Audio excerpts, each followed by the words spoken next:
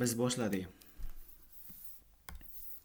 Bugun o'rganadigan mavzuyimiz eruvchanlik.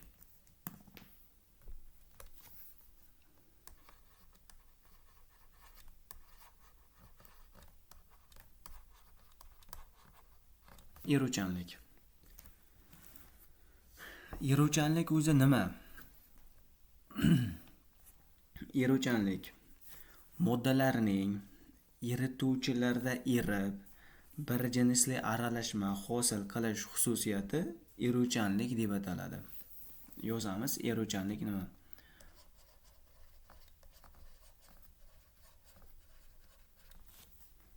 Moddalarining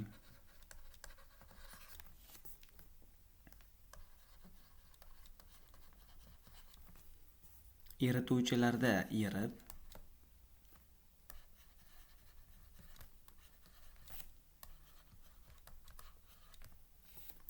bir jinsli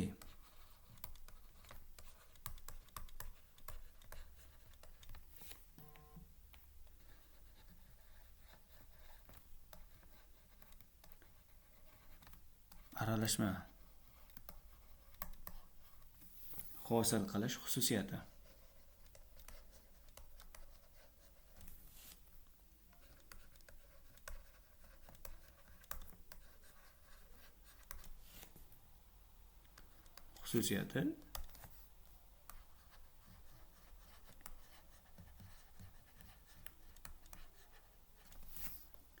Eruvchanlik deb ataladi.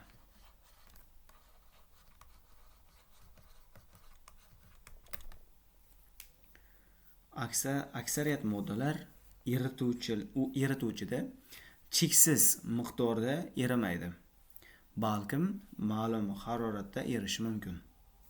Mumkin bo'lgan maksimal miqdor bilan cheklangan bo'ladi. Bu miqdor eruvchanlik koeffitsiyenti deb ataladi. Eruvchanlik koeffitsiyenti deb ataladi va eruvchanlik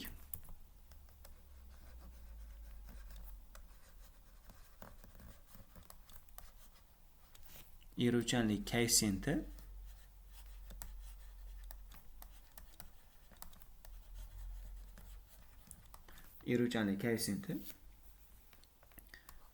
S harfi bilan belgilanadi. Eruvchanlik koeffitsiyenti nima o'zi? Eruvchanlik koeffitsiyenti moddaning 100 gram erituvchida muayyan haroratda eriy oladigan eng ko'p massasi, ya'ni eruvchanlik 100 gram erituvchiga nisbatan olinadi. Moddalarning eruvchanlik darajasiga ko'ra 3 sinfga bo'linadi. Moddalarning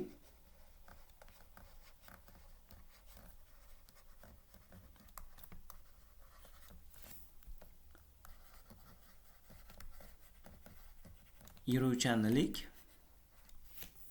darajasiga ko'ra turlari.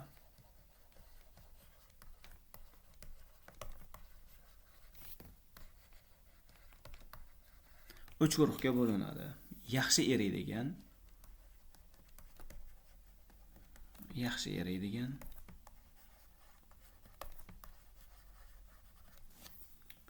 oz eriydigan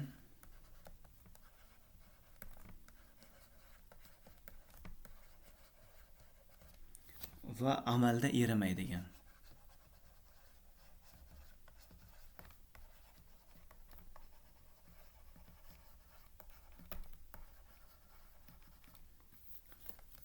Yaxshi eriydigan nima degani? Yaxshi eriydigan 100 gram erituvchida 10 gramdan ko'p miqdorda eriydigan moddalar suvda yaxshi eriydigan hisoblanadi. Misol uchun bularga kaliy xlor, natriy nitrat, shakar, spirt va gazlar, misol uchun ammiak gazi va vodorod xloridni misol keltira olamiz. Oz eriydigan moddalar 100 gram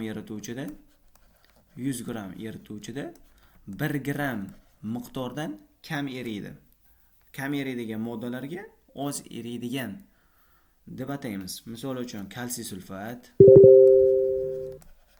amalda oz eriydi. Kalsiy karbonat, misol uchun bariy sulfat, bular amalda oz eriydigan va magniy karbonat, benzin, qurg'oshin 2 sulfat va gazlar.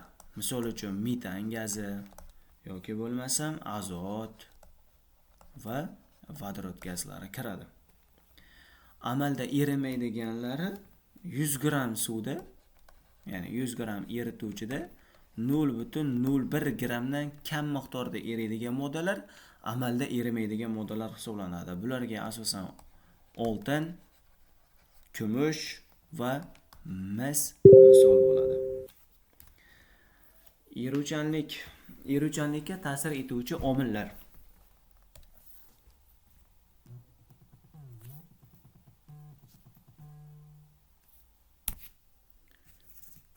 Eruvchanlikka ta'sir etuvchi omillar. Eruvchanlikka ta'sir etuvchi omillar erituvchining tabiatiga bog'liq, erigan moddaning tabiatiga va haroratga bog'liq, keyingisi bosimga bog'liq. 4 xil ta'sir bor. Birinchisi erituvchi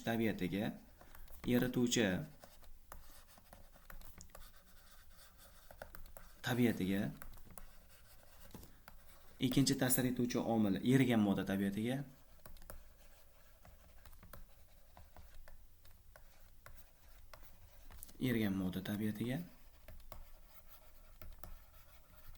va uchinchi ta'sirimiz